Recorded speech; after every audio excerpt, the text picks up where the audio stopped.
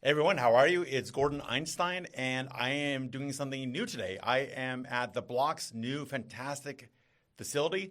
It's beautiful. You should come visit. What's really neat is that they have this amazing studio where we can do podcasts in service of the crypto and blockchain community in the UAE, Dubai, all around.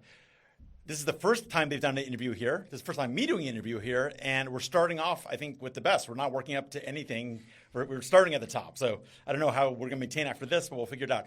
Travis Miller, Bitcoin capitalist, welcome to The Block and our first interview here. How are you? I'm doing great. Thank you for having me. It's Travis Miller, the Bitcoin capitalist. We're out in Dubai. The Block, I just stumbled in here. It is fantastic. They have the New York Stock Exchange type desk over here, WeWorking type area. I mean, this is a first-class facility. I think this is probably one of the nice crypto-related facilities in Dubai, and I'm very excited to be here. This is the first podcast in this room. I mean, this is like major television right here. So I'm very honored that you guys thought of me for an interview, and happy to be here. And I get the opportunity to get to know you. Yeah. To be honest, you weren't on my radar, which is my fault. I just got my head down because I got a baby at home. Yeah. But when they gave me the links to all your social media, I'm like, how did I miss this guy? And then you're well known and you've been in the game for a long time and you have a lot of good things to say. You have a lot of good things to say on policy and on tech and on mining. It's fascinating. And then you and I got a chance to talk outdoors. And of course, we're going to repeat it, of your journey as an entrepreneur and into Bitcoin. And you have interesting ideas about national strategies. Maybe we won't go totally in depth on that, but we can go into it. So, you filled a hole in my life. There was a hole called Bitcoin capitalist, and now it's filled. So thank you very much. Let's construct it this way. Let's talk about what you're up to now, and then we'll kind of go into your origin story. But give the viewers the headlines of what you're up to now.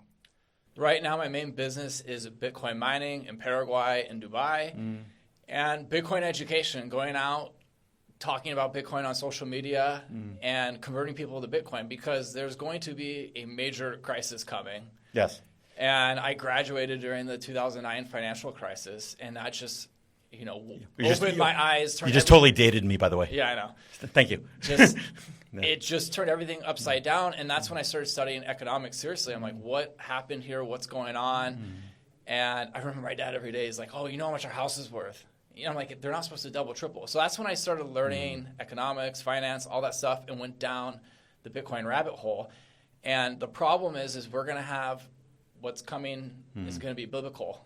It's going to be way worse than 2009. And there's going to be people that own hard assets, and there's people that don't. And Bitcoin, in my opinion, is the best hard asset to own because you can move anywhere in the world with it, where a lot of people think your real estate's a hard asset, but it's all debt-driven, and it's going to go down in value. Gold and silver are great, but Bitcoin is going to be the best option, and people need to know about it, and they need to save themselves and their families, and they got to be proactive. So I'm kind of out there. Everyone's on TikTok. Everyone's on Instagram and making videos. And one of the biggest misconceptions of Bitcoin is just it has no physical infrastructure. It's just in the thin air. Yes. I'll take you to a Bitcoin mine. Massive facilities, all these machines process it. It is very physical. There is very real network. It's the largest blockchain network in the world that is backing this currency, and that's why it has value. And a lot of people don't understand that. So when I post some of these mining videos, I was the first one to show some of these large facilities in the Middle East. I mean, they were doing 20, 30 million views, and people didn't understand how you mine a virtual currency. That's a good point. I mean, I think in a lot of people's minds it's very abstract.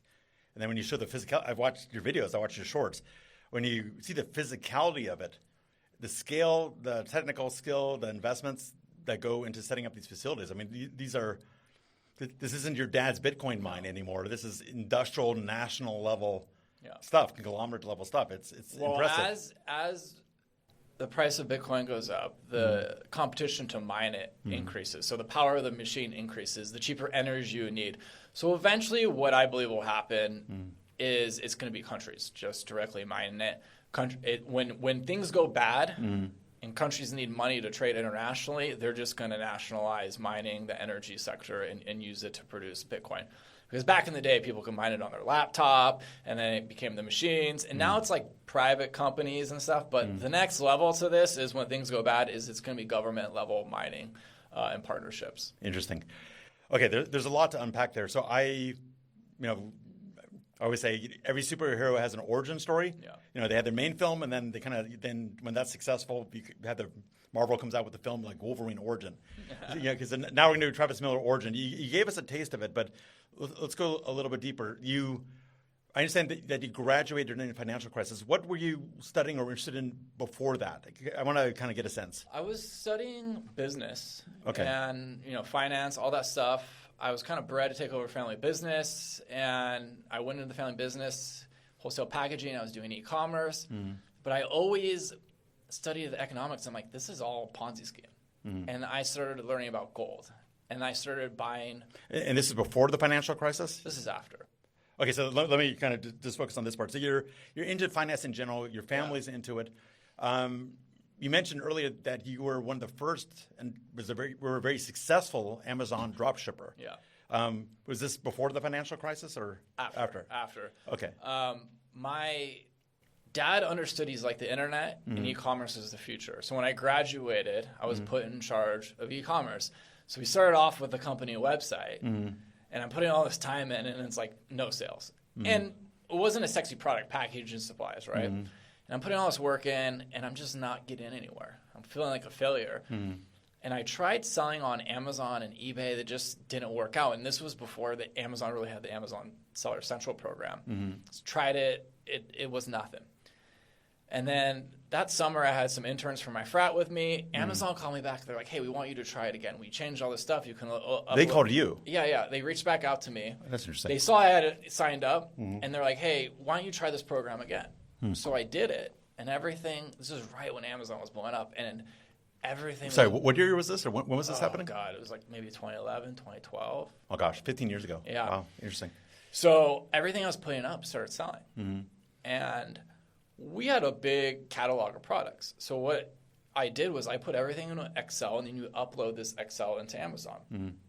And very few people were putting products on Amazon, so I was getting a lot of orders. But what I did differently than everybody else was they had a pay-per-click campaign on Amazon. So like on Google. Pay-per-click, okay. On Google, you're like, hey, I want to pay for this AdWords. If you're searching like pool supplies, this goes up to the top and you pay $1 a click. They had their own in-house version of that, and no one knew about it. So what I would do is I make groupings of products and just put 0.01 cent. And so no one else was advertising. So my product would show above everyone else's product. Then I would get orders. And then it's like a Google search. And once you get the orders, it organically goes up in the search. So even though I didn't have the best pricing, I just had thousands of products that were going up. So you seeded it initially at a very low cost because there's an informational advantage that you figured out. Yeah. Then it took on its own life, and you had a virtuous cycle. Wow. So I eventually listed all our company's products, like 2,000 or 3,000 products, and we're making the margins were, in packaging, the margins are 20, 30%, but I'm making 200, 300%. Crazy, even higher than that on Amazon because people didn't care. And even in the regular industry, I'm actually surprised to hear it's 20, 30%. This is not a commodity type product? It is a commodity type product. But the margins, we sell we wholesale to retail. I understand. Like okay. UPS store or whatever. So then I'm like, I need more products to sell. So our business has been in business for 30 years. So we have all these vendors and we have credit lines. So I went to all the vendors. No one knew about Amazon. So I went to all the vendors and would take all their products and list it. And then I would get the orders, and then they would just ship the customer. So I started drop shipping. And drop shipping, that word didn't exist yet. I used to call it retail arbitrage. So I went out, and eventually I had a boiler room. I had rooms full of interns and college kids, and we had the split screen things, and we would take information from websites, put it in Excel, massage it, and then upload it. And this was Was this manual, or were you scraping? We tried scraping software, but it wasn't good enough because you kind of had to put your twist on it. Yeah. So I ran that for a while. At one point, I had 50,000 products on Amazon, and there were obviously issues on returns and then each vendor, but I was making so much money, I would just eat returns. Sure. And like all good things, they don't last. Everyone starts finding out about it. It starts getting more competitive. Amazon forces you to take every return, 100% refund every time, and obviously people play with the system. So I did that for many years, and then I was always in the gold and silver. COVID hit, and actually, pause for a second. Okay. So, how are you into gold and silver? I understand you're a business-minded person. I understand you're into finance. What was the initial trigger for that? There's many roads you can take in finance. What took you down that road? I think just watching the 2009 financial crisis and realizing how everything was just a Ponzi scheme. The banks have no money, the bailouts. And when you just, I mean, you don't have to be a genius. You look at the economy, you're like, this doesn't make sense. They're going to print all this money. Every world reserve currency has failed. And I listened to a lot of Peter Schiff, and I got into gold and silver. And I also was smart. I bought physical gold and silver. Got it. And I've been stacking for such a long time. Like I forgot. I'm like, hey, this is like insurance. I'm not trying to flip this. And like now, I mean, gold and silver are doing pretty good, and got a nice little stash. Interesting. Now, the issue with fractional reserve itself, or is it the inevitable political temptation to dilute your currency? It's the inevitable. I mean, they're going to print money. I mean, it's not backed by anything. It's just not sound money anymore, and it's just going to go until it doesn't go. And at the rate we're going, it's being exponential amount of printing, and gold and silver are kind of a hard asset you want to own. So what I wrestle with, and I'm a Bitcoiner for over a decade, and I put my money where my mouth is. But the issue I wrestle with is the U.S. went off the gold standard in 1972 or 73, under Nixon, and he made this big speech. Oh, it won't matter. Blah, blah, blah. And yes, of course, we've seen it decline in value over time. But waiting for the dollar to crash is kind of like waiting for the Chinese economy to fail. Everyone says it's going to happen, and it's the house cards and everything, but it seems to just keep on going. Yeah. And of course, everything keeps on going until it doesn't. Yeah. But I grew up. I'm going to date myself. I grew up in the 70s, and my dad was into silver. And I remember the Hunt brothers cornering it. And the 70s was all about inflation and stagflation and Carter and all this other stuff. And here we are in 2016 in Dubai, and we're still kind of having the same conversation. Yeah. So what's going on? I listened to too much Peter Schiff, and he's like, hey, the economy is going to collapse. What do you think? It's going to zero. Yeah. I'm getting there. But okay. He's right about the problem, right? Everyone's right about the problem, but the timeline. And what Peter Schiff underestimated was that the amount the government's willing to do, how much intervention, right? And that's what most people underestimated, what they're willing to do to bail out the system. Like 2009, all right, we're going to give all the banks unlimited money so they don't fail. And during COVID, real estate should have crashed. But what did the government do? No one's got to pay their mortgage. Insane, right? So I have a friend, they're a real estate bankruptcy attorney. They went out of business pretty much because even the normal bankruptcies couldn't be processed. So for a year and a half, 2 years, no foreclosures. What did that do? Instead of the prices crashing, it short squeezed because there's no inventory. Right. And, so I don't know if we'll have a 2009 real estate crash like that because the government's just like, all right, no one's got to pay their mortgage. All right, we're going to send checks to everyone. And everyone's underestimating what the government's willing to do. And Silicon Valley Bank, yes, they went under. Deposits are insured, to $250? They said everyone's insured to stop contagion. Unlimited. And without one bank, they use all the FDIC insurance from the fund.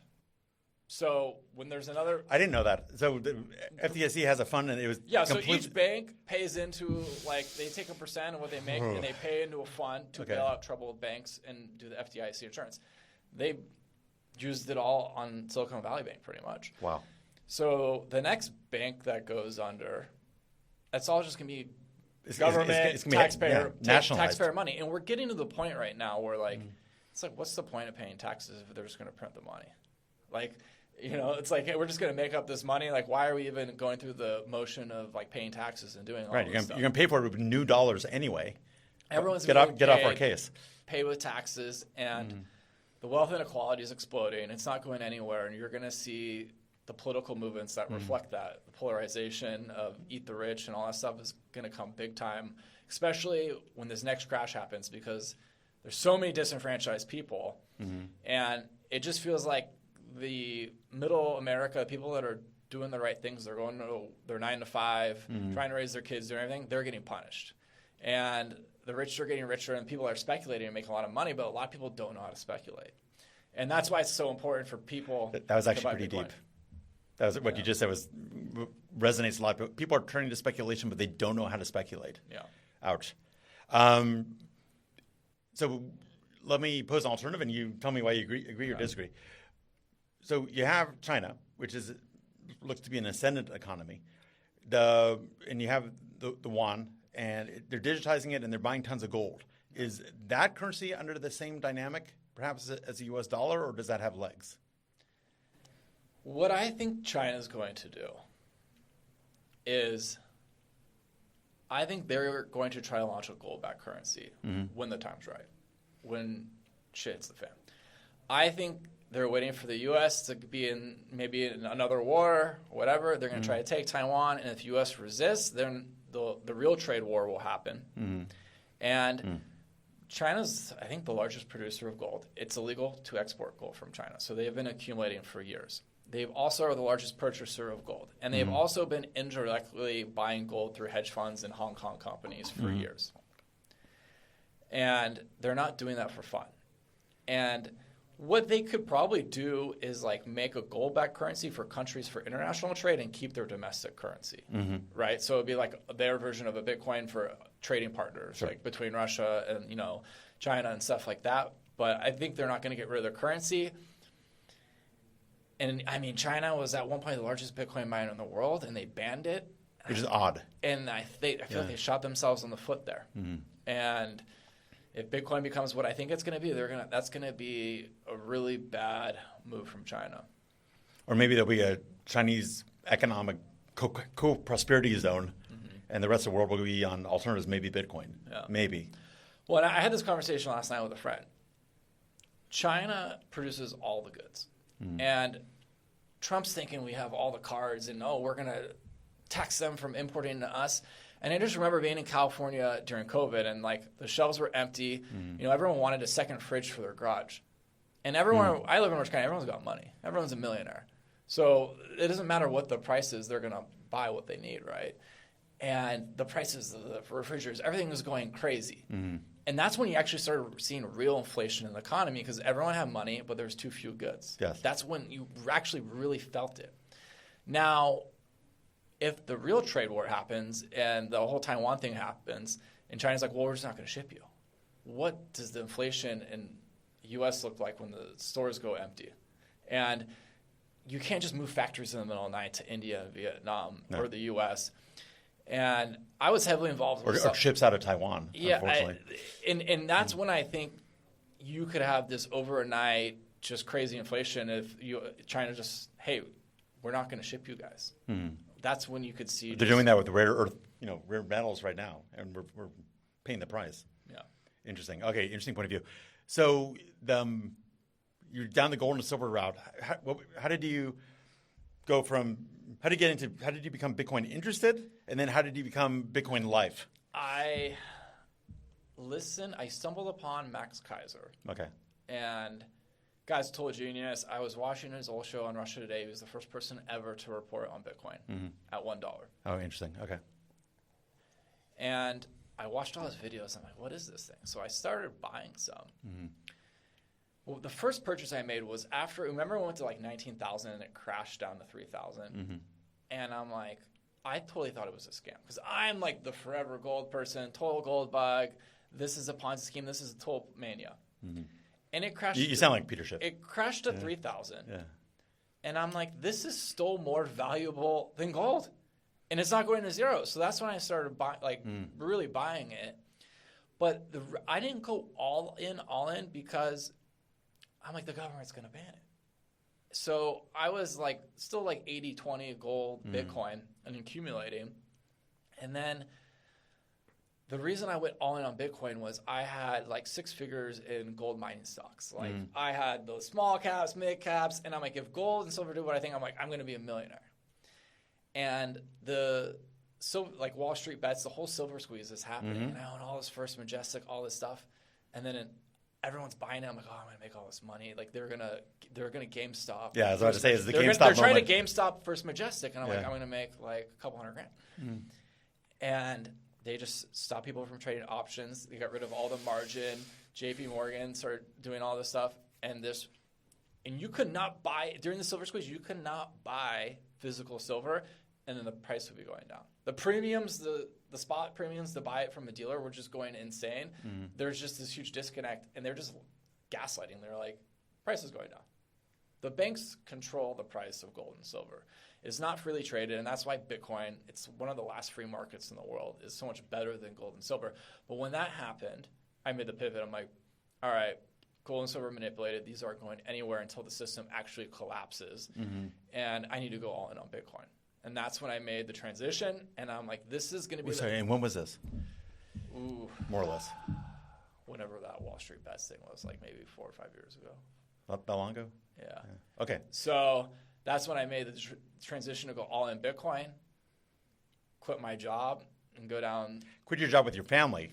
With a family Yeah, business. not just any job. Yeah. Well, it's a successful business, Yeah. and I was bred to take it over. And my dad's a total control freak, so it was definitely hard. That's what dads are for, by the way.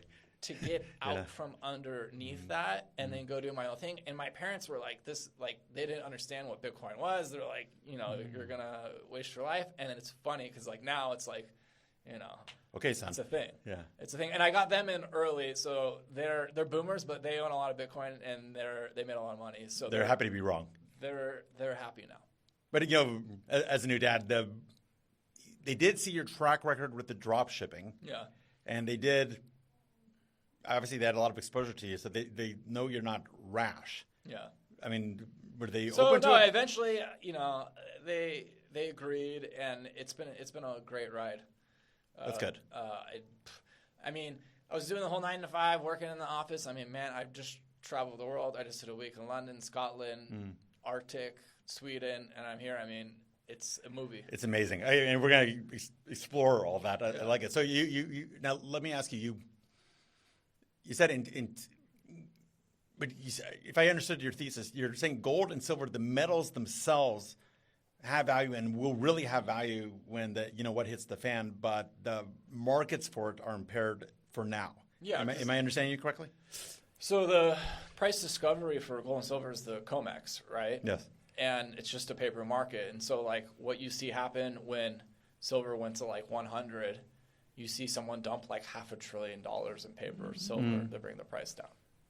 And there's some crazy stat where it's like there's like 200 or 300 paper contracts for every physical ounce of silver. It's kind of like the banking system. Yes. Right? Fractional reserve. Yeah. And a little bit of this was exposed when MF Global went out of business. You remember that company? They were a trading firm.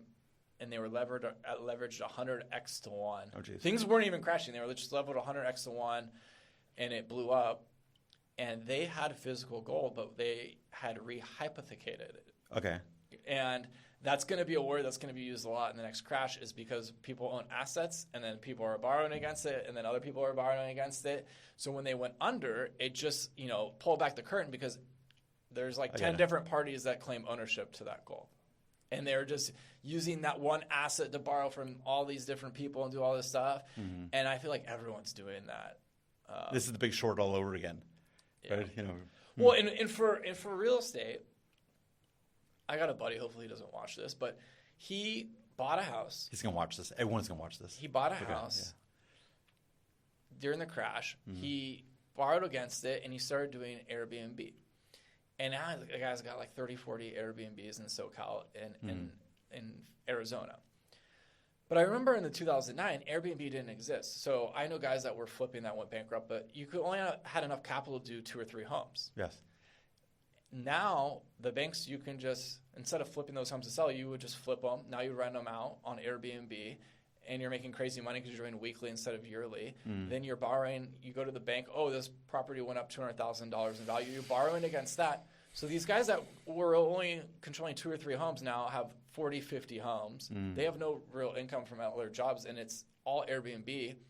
And if, like when COVID happened, it was just like instantly 0 income. I can't pay the mortgage on 50 homes. Or it can be like New York where they ban it. So you have that whole dynamic with this Airbnb bubble, and then you have corporations buying single-family homes. And I know Trump he's trying to pass a law to stop BlackRock and all these companies from buying homes.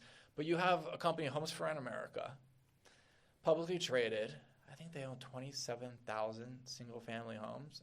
And there's about 3 or 4 major publicly traded companies that all they do is buy and rent single-family homes.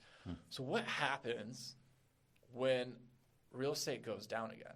And a company like that, say they go bankrupt, on all 27,000 of their properties come on the market, all the people are doing the Airbnbs, dump. But again, don't underestimate the government. Hey, maybe they don't have to pay the mortgages, and it just becomes stagnant, and nothing's moving. But the real estate market, I think The stock market could go down, but I think when the real estate market crashes is when the big one will happen, because that's everyone's biggest investment. Everything's really tied to real estate in our country. Yeah. Everything's tied to real estate. Interesting.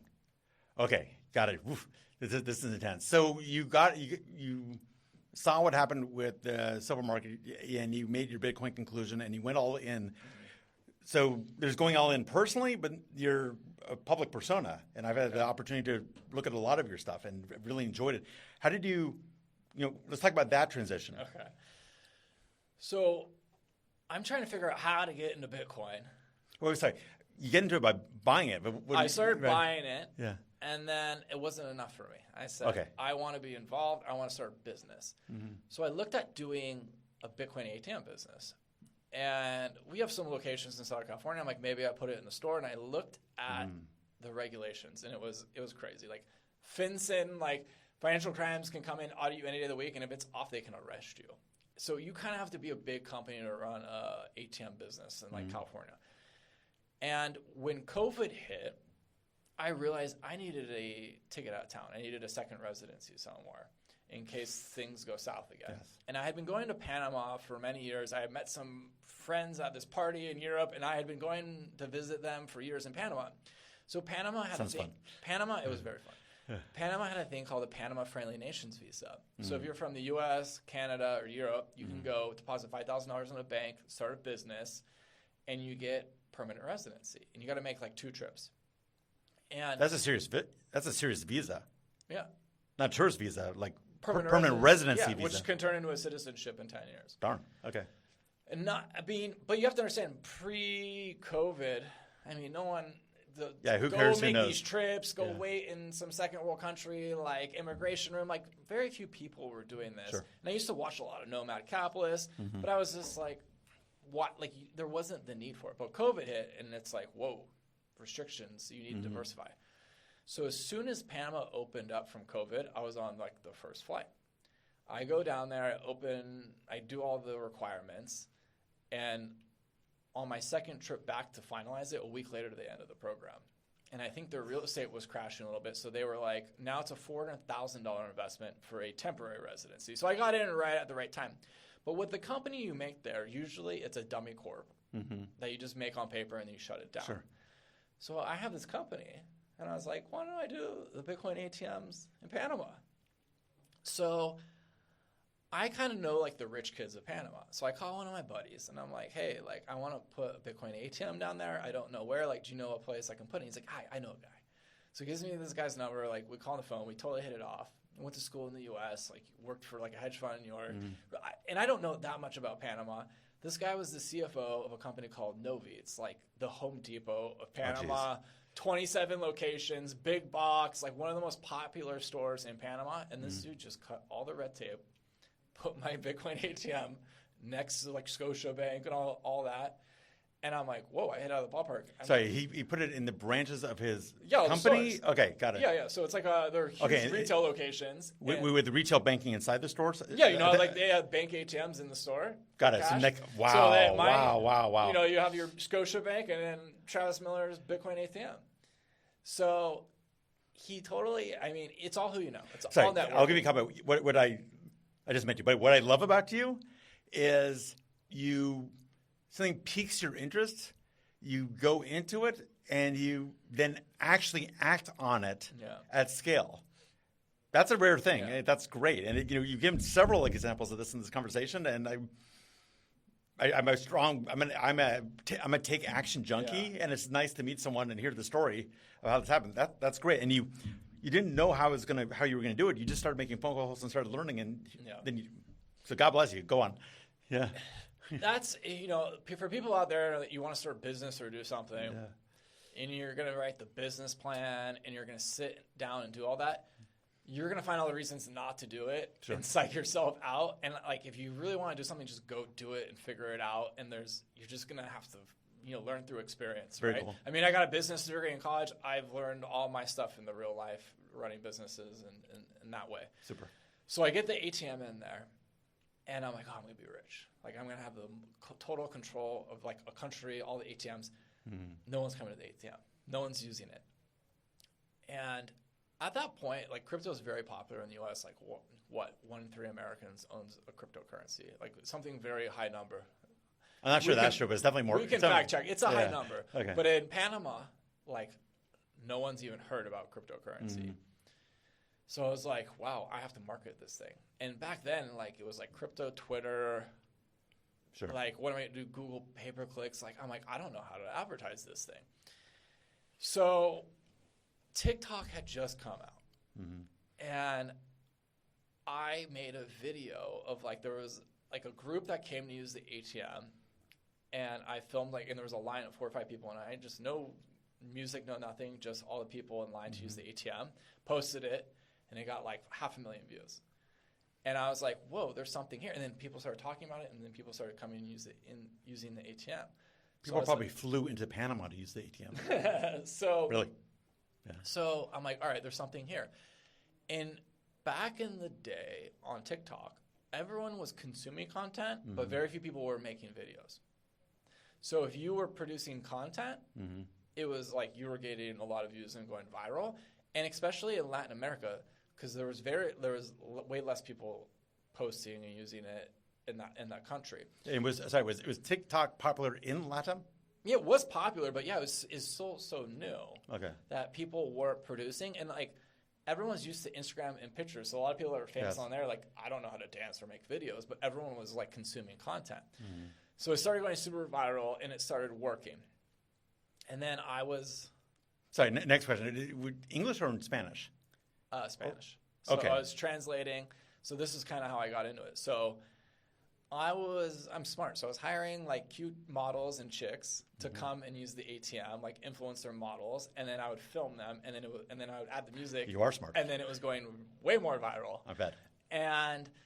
But you really need to post a lot of content daily, and working with these influencers wasn't good. Like they wouldn't show up, they want all this money, they have huge egos, and I kind of just got frustrated. And then I just made an English version of the account. I called it Bitcoin Capitalist. And then I also was like on TikTok. On TikTok. Okay. And then I started making my English videos and then kind of talking about it. And there's a lot of people that are in their mom's basement talking about crypto and Bitcoin and all this stuff. And I didn't want to be one of those guys because I was like, hey, I don't really know what I'm talking about. But now I have the experience. I'm running these ATMs, how things work.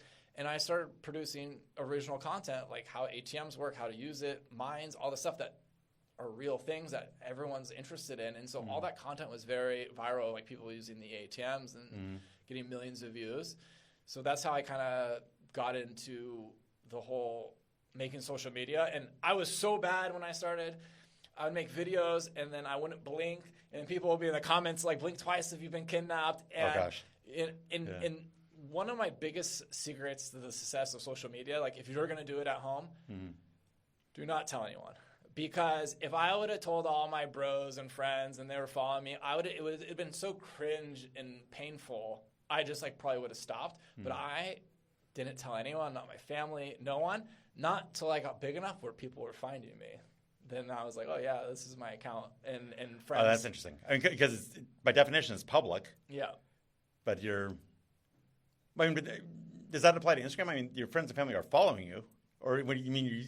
Maybe you set up a separate. No, account? I have no. I had my own private personal account, and then I made this business account. Got it. And I didn't tell anyone about it. Because a lot of it, in the beginning, you're not going to be good, and if you're thinking what others think, and I'm now at the point I don't care what anyone thinks. But if you're new, I understand. It's just tough, and you're especially people because that you care about what people think, and just don't tell anyone and make that content, and you're not going to be good, and it's also volume. Not every video is going to be great. Just get a couple of videos up a day, even if they're not great, and you keep that momentum. And also, you don't know what works and what doesn't, and you got to figure that out. Fair enough. Well, I mean, you're beta testing it. And you don't necessarily have to. I mean, people form their opinions. Those opinions aren't necessarily valid, and also the challenge. I understand what you're saying. Once they form an opinion, even when you're better, sometimes it's a challenge to knock them out of it and kind of wake up. This is the new Travis. Yeah. And they can form their opinion and be like, oh, I saw him 10 years ago. I don't need to go. Yeah. So, but it's good advice. Okay, so you do this social media marketing blast and strategy. went down influencer route and then away from it with the ATMs. Yeah. This is your way of putting Bitcoin into action and not just collecting it. And no, and also, and the ATMs became very successful because a lot of people in Panama are unbanked. First off, second off, the banks were very, very strict there. So if you withdrew your money from a Binance to a bank, they would freeze and steal all your money. So the OTC markets were absolutely huge there.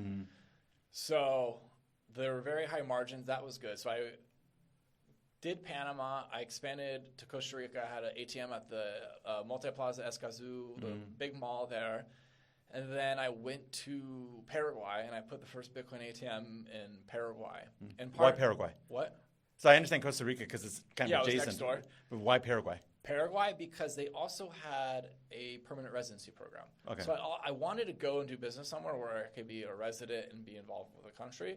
So they kind of had a no-show residency like the Panama, and I went, got the residency, set up the ATM. Like, it was big news. It was the first ATM. I also knew that Bitcoin mining was a big thing in Paraguay, and I wanted to get into it.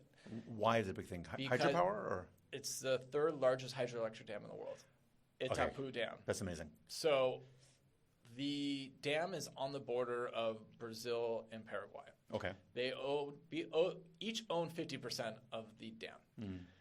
But Paraguay is an agricultural country, not a lot of industry. Brazil is a much bigger country, so for years, Paraguay has just been selling the energy it doesn't use back to Brazil for pennies on the dollar because it can't consume all that energy. And it's been a great deal for Brazil.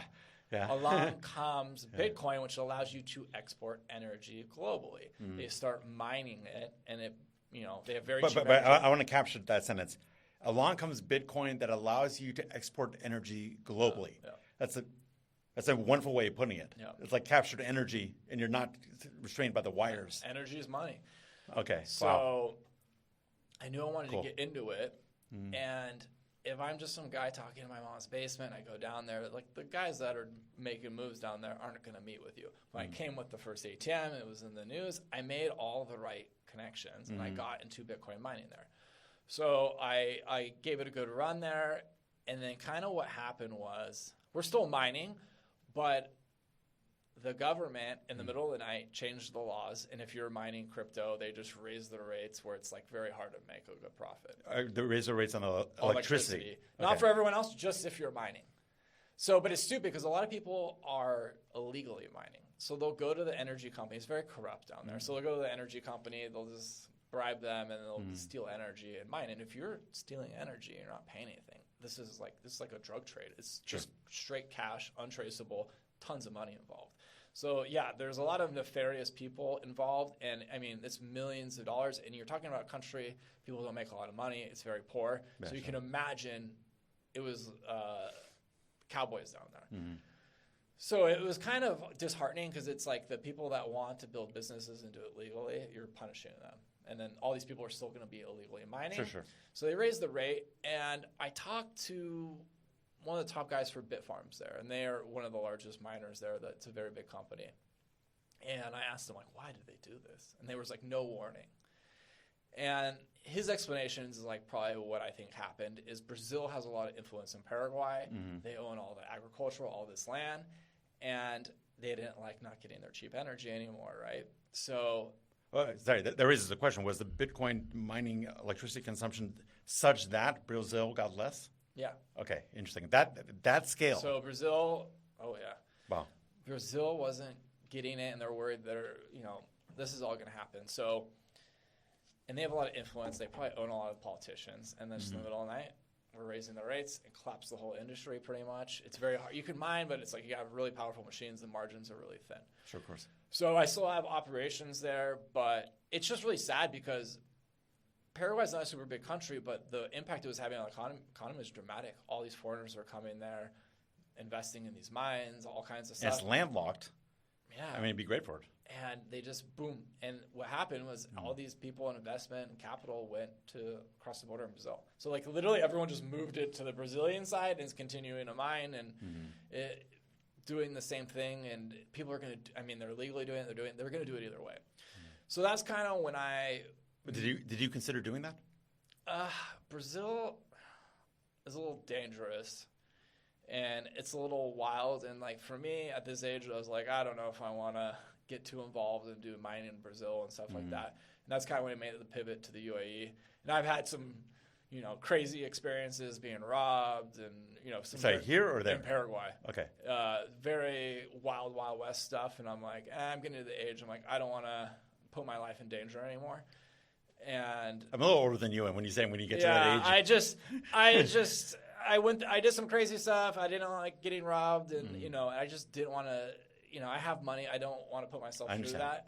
So I was like, hey, and you're probably known. You have your social media. You're not anonymous. And I usually post after I leave places and stuff, but I haven't actually no kidnapping or anything like that. But I was like, UAE is really safe, and well, someone invited you here, right? I got invited here from a TikTok video. Yeah, say about that because that's actually a cool story. So I made a viral video of a big mine in Paraguay, and I put I think it was the soundtrack from Sicarios. It was a cartel music, and it was the mine, and we had the guy in the mine with carrying a shotgun. And so this video went super viral. So these guys from UAE were like, hey, come build a mine out here, and flew me out here. And that's how I kind of got involved in the UAE. But the guys who flew me out here were very nefarious too and weren't very serious. And I'm here to work, and they're trying to party the whole time. So I kind of walked in off the street to a big mining company here, and they knew who I was. So they're like, hey, we want to show you all our facilities. So in this one day, I toured all these mega facilities in the UAE, and one of them is this really impressive facility. I mean, the miners were going 20 feet high. Wow. And I made this really cool content, and I posted it instantly, crazy viral, 20, 30 million views, because people in the Middle East in this country didn't know mining was happening. They didn't understand it. So that video went crazy viral, and there's another video where I'm walking into a hydro container, and the call to prayer is happening. And this video went all over the Middle East because it went very viral. So a hydro container, water tank? Bitcoin hydro. So it uses water to cool the machine. Oh, it's just a different type of mining. Is this a cargo container type setup? Yeah, it's a cargo container, and then the machines are in the container, and it uses water to cool the machine. Okay, interesting. Because I've seen the modular. There's different types of immersion, air-cooled, and hydro. Wow. So you're going in there. There's a call to prayer. What a scene. So everyone's sharing it in the Middle East. It was a really cool. I remember when it was happening. I'm like, this is a really cool video. So it kind of went through the whole Middle East, and everyone knew who. And this is still kind of a couple years ago. Everyone knew I was in Dubai for that week, and it kind of opened a lot of doors here. And then it was really funny. So Bitmain, Sorry, let me pause you a sec because we're going to talk about your social media advice also. What's it? I haven't tasted this, but I don't have much of this, and I'm kind of trying to. What's it like to be recognized in a new place? It's very cool. Okay. Is it ever odd? Or no, I don't get super recognized, but in smaller countries, in Paraguay, it's not a big country, and I make viral videos there. So I'll go out and people are like, "Oh, I saw you in this video," it's awesome. In Paraguay, maybe here, but in the U.S., I'm not that big, but I've never been recognized in the U.S., but smaller countries, and you have a couple of viral videos people will recognize. Also, I'm not in all the videos, but most people think I'm Djokovic here. I don't know. I've never been called that. Think I look like him in the United States, and when I'm in Paraguay, Argentina, here, I have people come up to me thinking I'm Djokovic, the tennis player. That's crazy. But that went viral here, and then you're being recognized at meetups or on the street. Just on the street. That's amazing. Meetups. So. Those videos led to Bitmain, which they actually manufacture those containers and equipment, reached out to me, and they're like, hey, we want to fly you to Spokane, Washington. We have the largest hydro mining operation You're there. getting flown around a lot. So we want to come make content at this thing, and it was all mining wells there. So it was a great networking event, and got to see.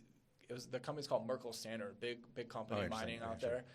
And so that was a cool experience. So I've kind of been flying around and doing the mining and educating people. So, would you say that brings us up to the present? Yeah. Okay. Amazing. So you bought it yourself. You saw a business opportunity with the ATMs. You were a venture capitalist. There's no money capitalist in your venture capitalist. Going to Panama and Costa Rica and Paraguay, then the UAE, then to Spokane, and then kind of doing this itinerant lifestyle. It sounds like your focus right now is education and advocacy and trying to get the word out. Yeah. Is that fair to say? Yeah. Good. So one of the videos of yours that I watched, I really liked. You said many good things in there, but two really stuck in my mind. You said everything's cringe until it works, and you gave me a nice disclaimer outside. Yeah. I understand you didn't come up with it, but you came up with it for me. Yeah. So I like that. And you were saying that in connection with the social media, but I think you meant that also broadly. I think to generally be brave and to do things because everyone aligns later on when it's working.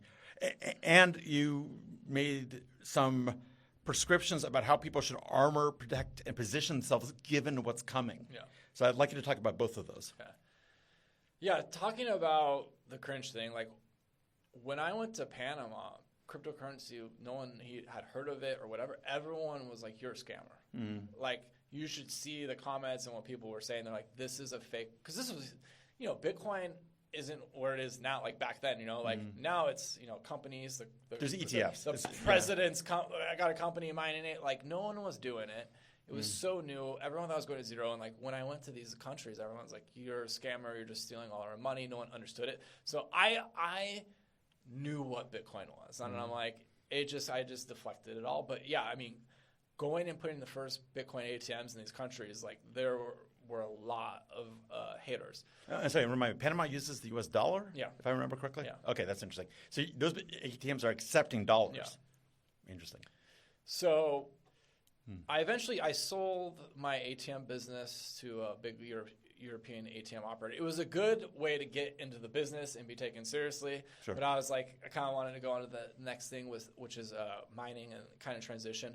But yeah, if you're making content, you're not going to be good in the beginning. And a lot of people, there's new platforms, like people are on Instagram making pictures. You got to figure out how to do the TikTok. And you got to see what a new social media is and what it is and be early. Because a lot of people, like on X, like they're entrenched. They were big early, in that. Right now, I think live streaming is going to be the new TikTok.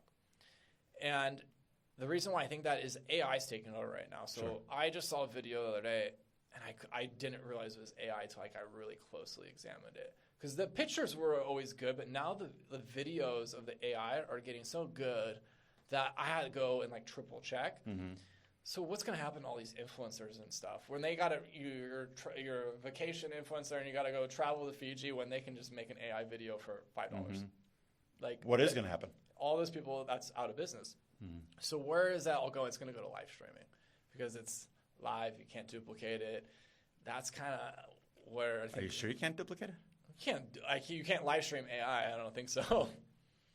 So I think live streaming for a while is going to be if you're looking to get into social media, all right, Instagram, it's going to be very hard to start from scratch. Same thing with TikTok, unless you have very well professional content because it's the competition for content is so good. But the competition on live streaming is not that big right now, especially on a Kick.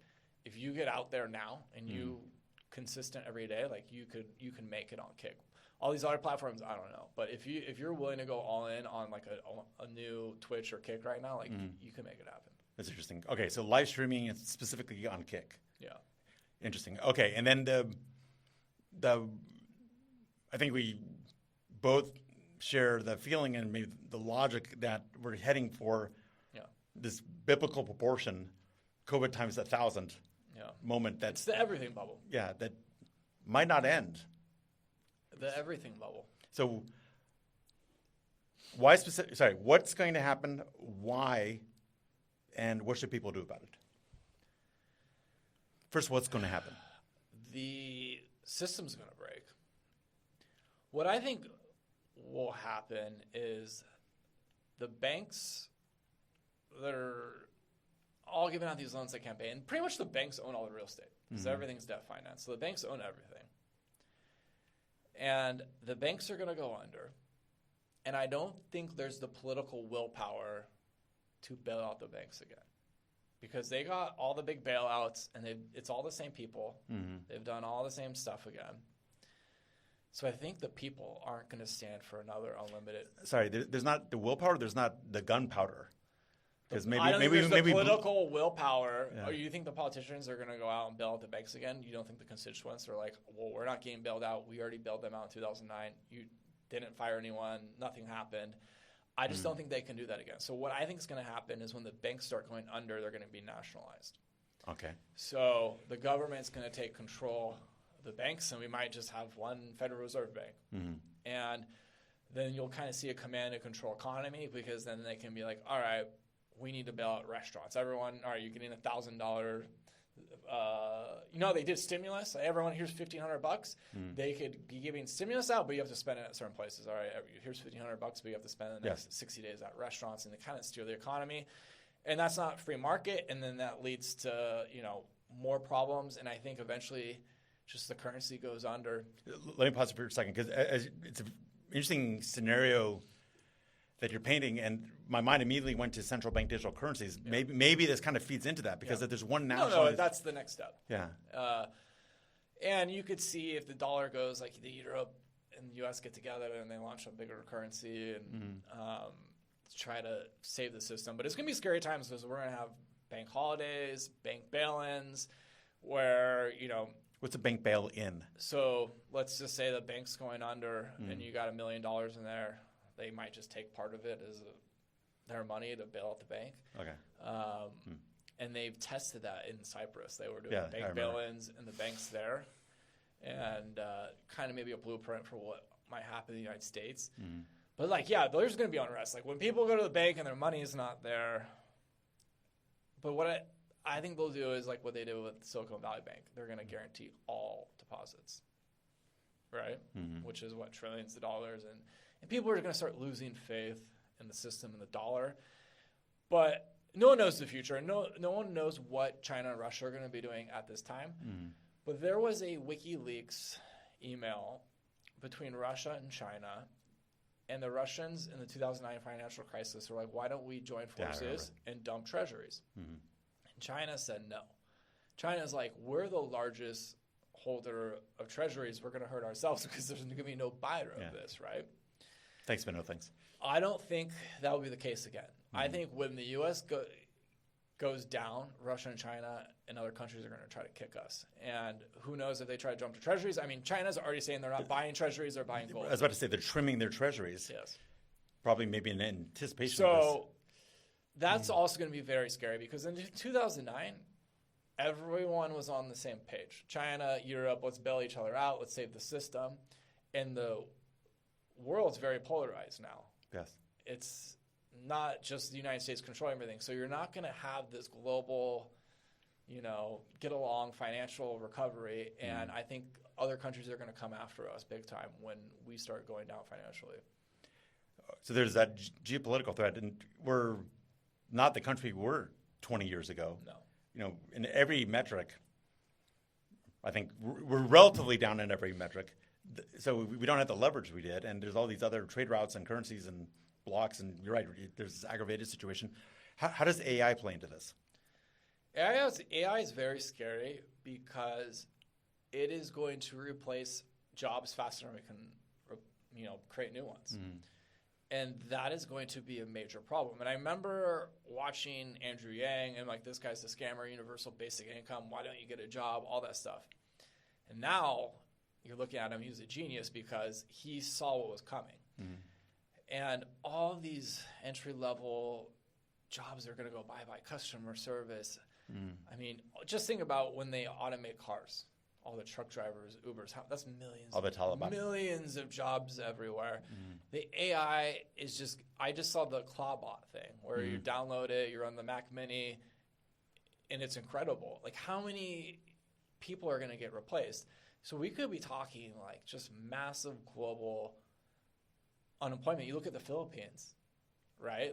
They do all the call centers, customer service. What's going to happen to all these countries that kind of have all that stuff? Those jobs are going to disappear. I think that's going to be gone this year. I know. This year. It's not. I think it's probably already happening. So it's also going to. It's just going to also.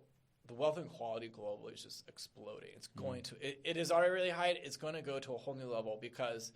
Look at my family business. All right, there's 40, 50 employees. You got the truck drivers, warehouse people, and then the customer service, salespeople. Sure. It's in the next 24 months, half of those people are probably going to be replaced by AI or software. And it's where else are those people going to get those jobs right now?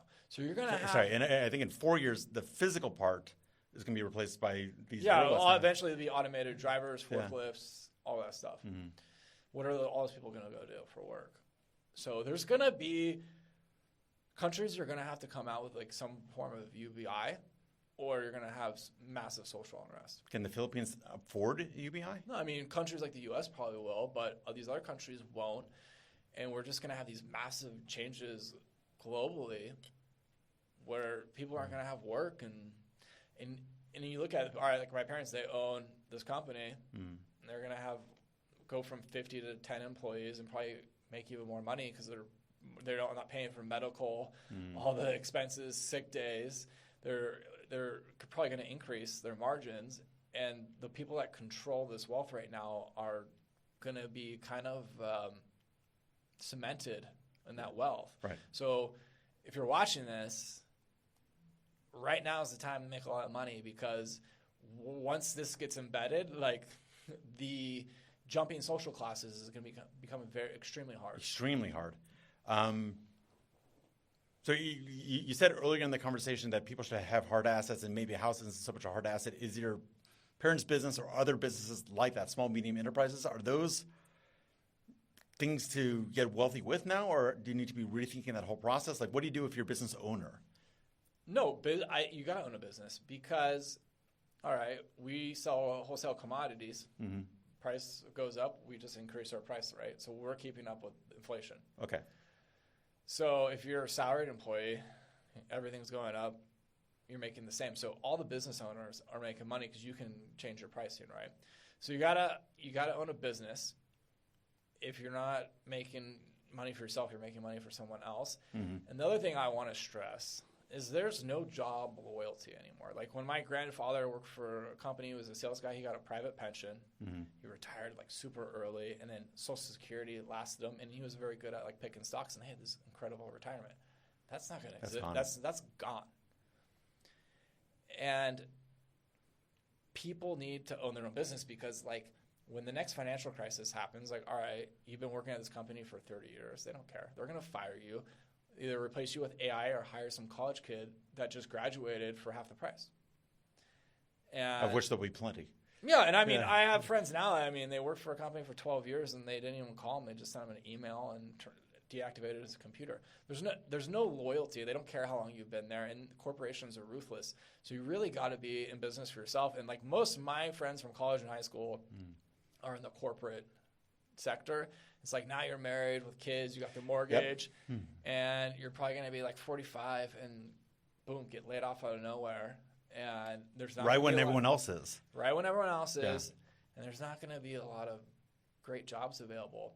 And also like tech, like I remember when all the tech boom happened, they were hiring everyone. Even when like Facebook didn't even need positions, they would go buy engineers to keep them out of hands of other companies. Sure. That's gone right now. Like where people are like, oh, I go to work at Facebook and I don't do anything. Like all that fat is being cut right now. So all these great jobs aren't going to exist. Like you have to make your own job, and can't stress, you got to be a business owner. So let me make one argument, and then I'll make the counter argument. So I'm not an AI expert, but I'm working on it as fast as I know how. And I'm well aware that there's lots of reports of these engineers haven't written code for months now. You know, they're just vibe coding with Cloud Code, and, you know, they make a change, and they're not even getting a diff file anymore. They're just seeing the updated demo on the screen, and Cloudbot's amazing. I've heard the argument made that when this knowledge work becomes commodified, the demand for it doesn't go down, just people use it a lot more. So, for example, there used to be a very expensive medical test. And even when people potentially needed it, the doctors wouldn't recommend it because the insurance wouldn't agree to it because it's so expensive. Now, with AI and new techniques, it's cheap and trivial to give it. So the use of it didn't go down. The use of it exploded. And these radiologists are more busy than ever. They're having to trade new ones because everyone's getting this test now. Is there maybe an argument that our productivity is going to gain so much that we're just going to – this excess, the surplus of capacity is going to be immediately consumed because you're going to have access to it and need it in order to keep up? Maybe, where you hire the people to operate it. That could be a way. I'm not saying it's right. I'm hearing both sides of the argument right now. No, it could work, but I mean, I'm just looking at like if you're starting to do business and you look, like, especially in the United States, it's so litigious. when you got an employee, they're taking their sick days, they can sue you, you can do all this stuff, and it's like if anything you can automate, these big companies are automating. Sure. That's just the way I see it. And maybe they're not going to fire all these people, but going forward, they're going to be using AI, maybe not replacing them right away, but they're going to figure it out. And I just went on TikTok. The last 20 videos were Clawbot or whatever that is. Yeah. Like, it's happening. Like, everybody is talking about it. The same buzz I hear about that is when ChatGPT first came out. Mm-hmm. And now everyone's using ChatGPT. So things are happening fast, and we live in such a fast economy right now. Like, people are going to integrate, and people are so smart now. They know how to do all this stuff. So I think this AI is this is a real practical integration, I think. Should you own your home? Should you have a debt-free residence? Yeah. Okay. I think real estate's a good investment, but it all depends what you buy for it, what you pay. Like, maybe not even investment, but should you have a property you own that you're not renting and don't have a loan against, given what's happening, to sort of armor yourself? Or is that I would too say static? It all depends. Like, everyone's different. I would say, like, get a business first. Mm-hmm. Then worry about buying a home. Because, like, everyone, like, I'm from Orange County, where, like, the home prices go crazy. I bought for $1 million, it's worth $5 million. And from our culture, like, you got to own real estate to build wealth. And for a lot of people, it's worked. Like, the boomers, like my dad, he moved from Chicago to Southern California and rode the whole boom, bought all this real estate, industrial, like, hit the jackpot. And that's another thing I want to talk about is boomers. The system's completely worked for them, right? If the boomers, the Social Security, but the Zoomers, the boomers, the American system has worked for the boomers. So the real estate's worked out, the stock market's worked out, Social Security, all these things haven't failed them, and so they're the biggest hardliners of, like, everything's going to be good, and they're the ones that are going to be hardest hit when the system crashes, because very few of them are, investing in, like, Bitcoin and some of these new deals. And they're, like, I talked to my parents, like, oh, we're never going to leave, like, get our second residency. They wholeheartedly believe in America. And I'm like, I love America. I think we're a great country. But these things are happening. Math is math. And you kind of got to get these second residencies, get into Bitcoin. Just owning Bitcoin is not enough. Like, Bitcoin's not going to save your life when things are happening. For me, like, the next time people are fighting over toilet paper, I'm going to be drinking a pina colada down in Panama. So being able to go to other countries, like, what's that worth? And the other thing right now is, like, you can go get these residencies for pretty cheap. A lot of them are closing up. But when things go south, you think, like, a Panama and Costa Rica and Paraguay are just going to be like, oh, yeah, it's $5,000 to get in here. No, they're going to want $1 million. You're going to have to invest in this. You're going to have to bring stuff. All the low-end, like, bromads they don't care. They're not going to let them in anymore. It's going to cost you a lot of money. So I think you need to act now. You need to make moves now. And I understand a lot of people got families. They don't want to move. Like, you really got to be proactive, but no one knows when things are going to happen. And you can't buy insurance after your house is on fire, right? So sorry, you said in order to establish those second residences, look, I'm married, I got a kid, I'm here. In order to establish those second residences, which I agree you should do now, must you move? No. Right, so you don't have to go. No, I have no-show residency. So, like, the Panama residency, I just have to step foot in the country, like, once every 3 years, and they're not that strict on it. Same thing in Paraguay. That's why I like those special residencies, because, like, you don't have to live in the country. Like, El Salvador, if you want the residency, you have to live there. Or they have, like, $1 million citizenship by investment right now. So, but you can still find a lot of these countries. I think there's, like, a Honduras, Montenegro, where you can get residencies. You don't have to live there full time. Okay, we're good to know. Yeah. Okay, so we're coming up on, actually we're slightly over an hour. It's been great. So thinking for the future, here we are in 2026.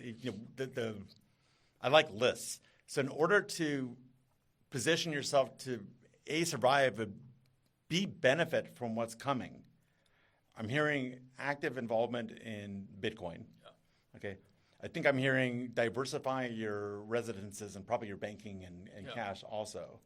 One thing you said on one of your videos was build up your social media. I think you meant that not just because it's good on itself, but also because maybe that's going to carry you through what's coming in part. Yeah.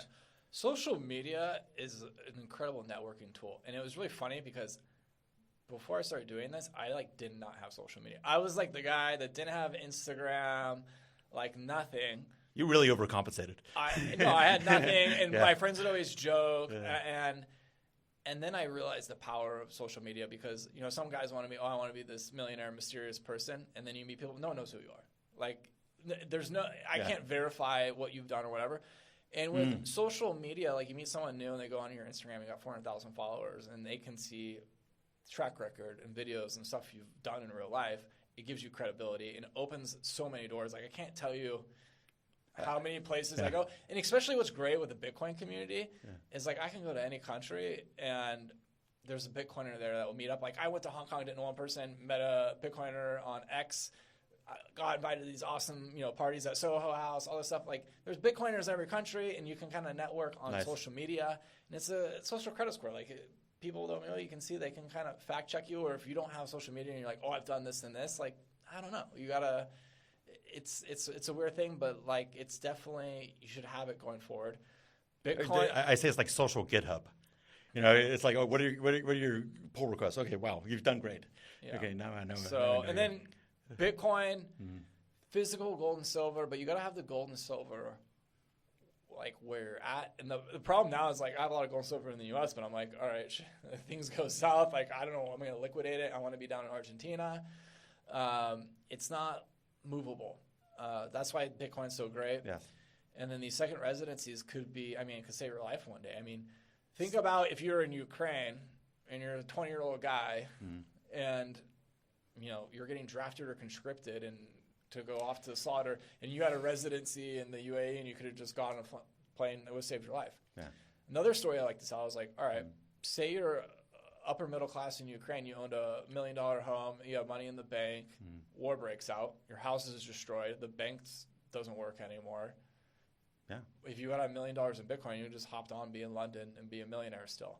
And also, they had stories of people with gold and silver trying to get out and being caught at borders. So if you never know when war's going to break out, but if you have Bitcoin, you can just memorize the code, go anywhere in the world, and have your wealth. Yes. There's no other asset like it. And Obama said, it's like having a Swiss bank account in your pocket. Which is maybe he didn't mean it in a nice way, but I think that's fantastic. Yeah. Especially since Swiss bank accounts aren't Swiss bank accounts anymore. Yeah. Then. What do you think about other, there's Bitcoin, then there's Ethereum and Ethereum-like useful tokens. Then there's this other stuff, and there's meme coins. Is it pure Bitcoin all the time, or does Ethereum and mainstream tokens or Cardano or Look, you can make money on these other coins, and you can speculate, but most of it's purely speculation. You're not crypto capitalist, you're Bitcoin capitalist. Yeah. No, I'm a Bitcoin maxi, but I understand – people can speculate and make money, and there's all these other coins. But there's only one Bitcoin. There's only one digital gold. Mm-hmm. But some of these, other tokens might work out. They might be, have some, if they have use, be something. Mm-hmm. But there's only going to be one digital gold, which is Bitcoin. But I'm not going to say no against everything. And we live in a casino gulag now, and people want to speculate. They speculate on meme coins, and it's like a race to the bottom. It's like, idiocracy. All right, let's bet on meme coins and the stupid stuff. And these are just, expressions of how bad our economy is, right? Everyone's looking to beat inflation, and they're speculating more and more and more. And what's interesting is the stock market, right? The stock market used to be a speculation. Now it's everyone saves their money in the stock market instead of a bank account, because you can't collect interest rate on your bank account, right? I remember kind of growing up when I was younger, and I got a bank account very young, and it was oh my god, if you get $1 million in this bank account and I'm getting 6% interest, I'm gonna make those were the days. All this money doing nothing. Mm-hmm. Now you can't do that. That money either needs to go to work now, so it's either going into real estate or it's going into stocks. And stocks, they're risky, but with what they're doing, it just keeps going up, and it's been actually a good savings tool till it's not.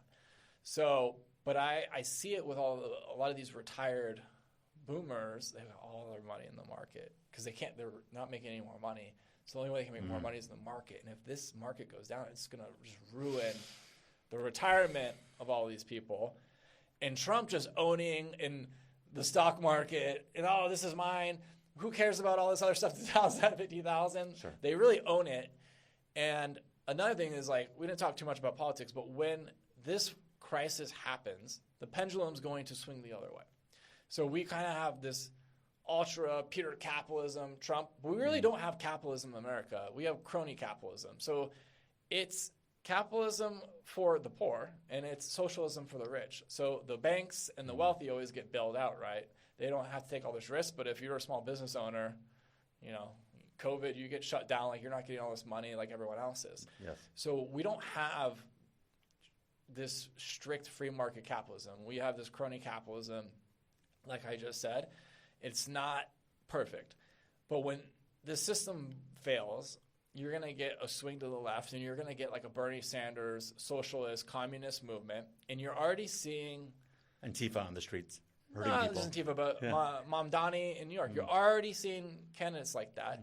And then you have so many disenfranchised people. Everyone just wants to vote for the FU candidate. And that Trump was kind of that guy. And now you're starting to see it with Mamdani because people are just sick of it and they want radical change. And we're going to get, when the crash happens, you're going to see this huge rise of socialism, communism in the United States. And who knows at this point with like other foreign actors also influencing and funding these campaigns. And it's going to just wreck the economy. We're going to see voodoo economics. Like you look at like Elizabeth Warren. Like she wanted to ban. I don't want to. She wanted to ban, I mean, for a while she wanted to ban cold wallets and personal ownership of your Bitcoin and crypto. Like, and you have people like that and they want to tax unrealized gains. And California is looking at that. But these people don't have like a basic understanding of economics or how anything works. So it's like, all right, I'm on paper worth $100 million, but it's all stocks and real estate and company. You want to tax me at like 2% of that wealth? I have to go liquidate the stocks and real estate. This will force a crash. Yes. Because people have to liquidate. No one's just sitting on that cash. Like Elon Musk, he's worth $70 billion, but how much cash does he really have is all in speculation and stocks.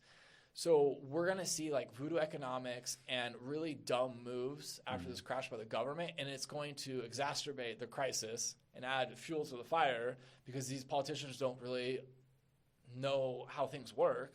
Or it won't affect them or their buddies. Yeah, and it's just, I mean, the American people have just had enough. Like, all right, Congress can still inside trade. Like, they're all getting filthy rich off of inside trade. It's not illegal. Nancy Pelosi. I was about to say Nancy Pelosi and how much husband. money has she made? And, you know, I just feel like the hardworking people in this country are fed up. And then you see all the Epstein stuff, and it's like there's no justice being done. And it's kind of, I think it's a tinderbox in the U.S. right now. And then, you know, with all the inflation, people are, I mean, the groceries are insane. And, I mean, being in California, you have to make $250,000 to live comfortably. Like, to make it. So most of my friends have left for Texas, Florida, Utah, other states.